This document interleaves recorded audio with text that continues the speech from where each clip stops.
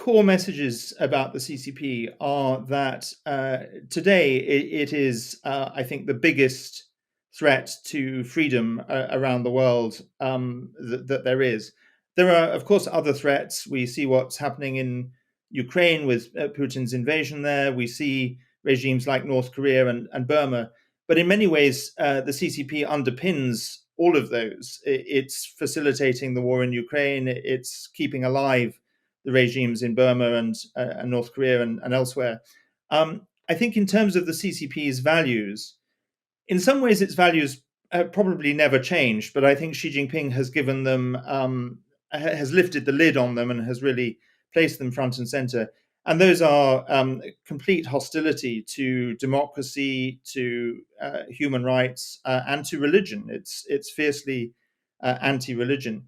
And what we've seen under Xi Jinping, there was a key foundational document published very early on in his regime called the exciting name of Document Number 9, which puts on paper what I guess we've always known about the CCP, but it's there now in black and white, that it opposes all of our values, free press, independent judiciary, civil society, the idea of universal human rights.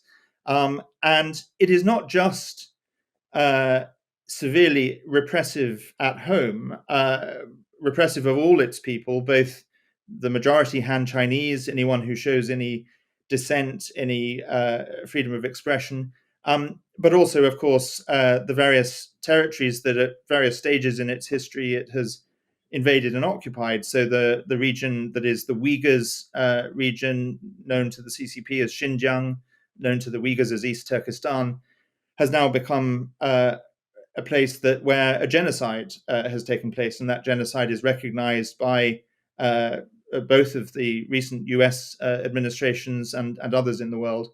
The repression in Tibet has intensified. Again, the dismantling of Hong Kong's freedoms, and also the aggression towards Taiwan and increasing aggression. So it's at home a very repressive regime, but it's also increasingly aggressive abroad. It has a campaign of transnational repression against its critics around the world, and it's trying to disrupt and steal intellectual property and so on. So it is, I think, the biggest threat to freedom in the world today.